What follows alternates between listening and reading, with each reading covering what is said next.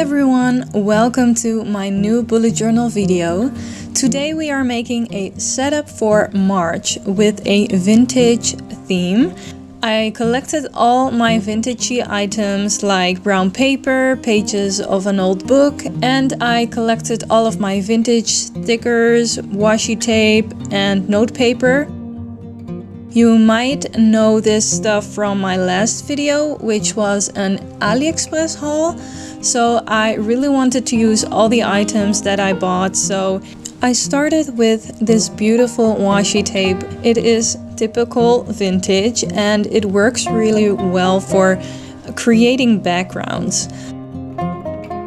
I used two different Tombow markers to paint the background for the days of the week, and then I continued with the background of the spread, and I don't always know what I am doing. It is a lot of moving things around, cutting things, so a lot of it I don't show on camera or on film or in this video because this video would be like hours long otherwise.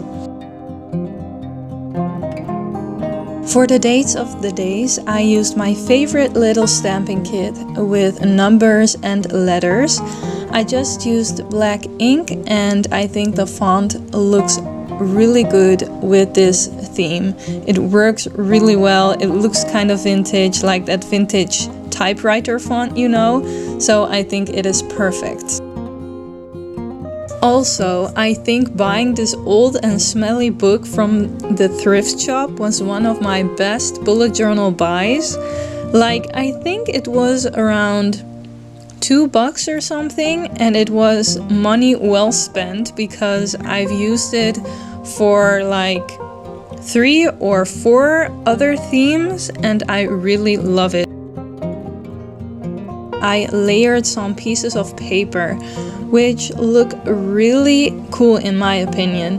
Here I can write down my to-dos and goals for the month or special events, stuff like that.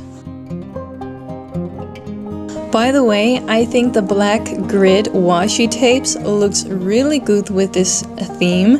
I also use it as a background for a piece of paper on which I wrote down March. And that was it for the first spread. Now on to my habit tracker.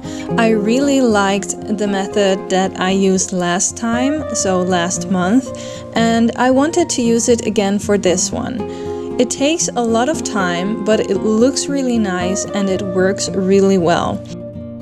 I make 9 little calendars with titles of the habit above them, and when I complete a habit, I just mark the day on the calendar with my marker. On the right page, I created my mood tracker, which is a special one. My pen pal and I sometimes journal together through WhatsApp. So we journal at the same time and send each other pictures, share ideas, and she came up with using vintage perfume bottles for my mood tracker. I instantly loved the idea and used it, so thanks again, Megan, for inspiring me.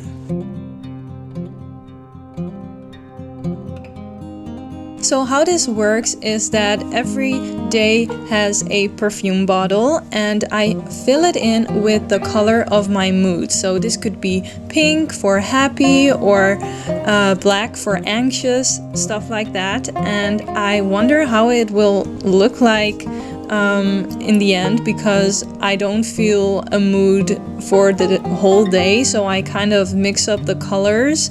I try to use a lot of different shapes and sizes for the bottle so it will look really nice, and it also helped looking up inspiration pictures for this on Pinterest, so that is a little tip I can give you.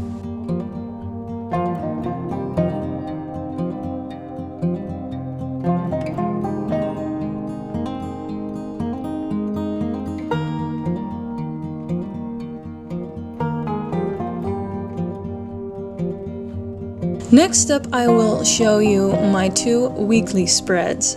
And I wanted to try something different for this one. I wanted to create a version of a Dutch door.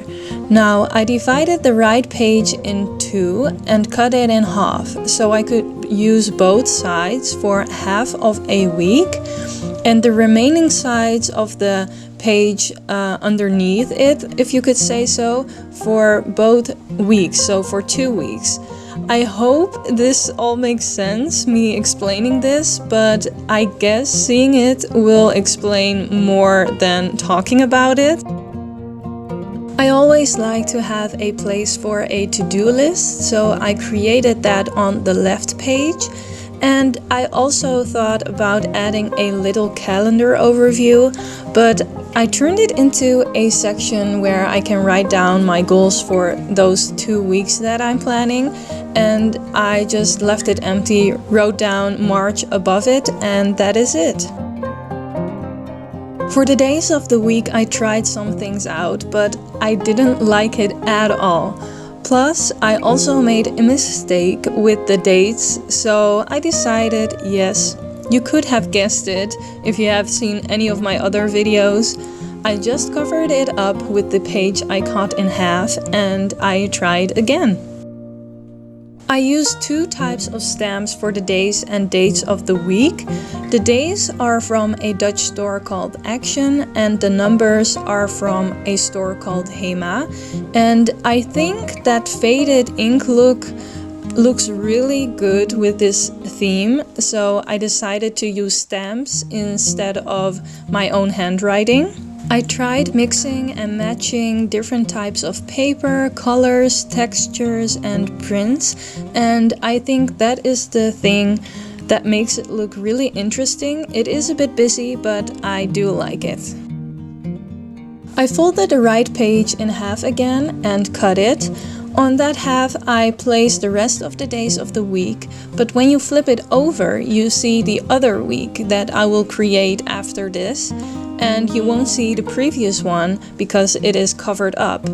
I really like this kind of method because you can really quickly switch over to between the weeks, if you could say so. But the little page, the small page that is in between, kind of flips up, so that is a downside that I don't really like, but yeah, I just want to try something new, and yeah, this is what I came up with. I also struggled a bit with creating the weekend part of this weekly, because placing 2 days in a place where there is only space for 1 day is not very handy or practical, but I made it work. On the right page that is underneath my first weekly, I wanted to create a bit of space to write down important events that are coming up in those 2 weeks. It is my birthday, the 9th of March, so that is very important, of course. And I also added an illustration of an ink bottle next to it, which looks really cute and I love it. For my next weekly spread, I used the same method as my previous one. I tried to create a little more space for all of the days, make it more equally divided, but in the end I still struggled with placing the weekend part on this. On this one as well, so it was kind of a struggle, but I do like how it all turned out. What I like about this stamping method is that I can move the pieces of paper around on which I place the stamp and come up with the layout before I glue it down. If I would have stamped it immediately on the paper of the journal, I might have not liked it and had to cover it up again. I love the combination of the textures and different neutral and brown tones with the black and white washi tape. I think it looks really, really cool and really vintage.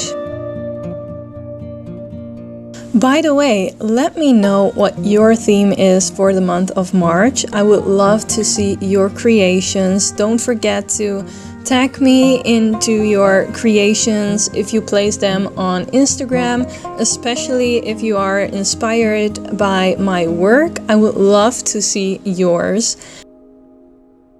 So that was it for this month. I hoped you liked this vintage theme and that I could inspire you with some of my ideas. Follow me on Instagram for more inspiration and subscribe if you haven't already, and I hope to see you next time.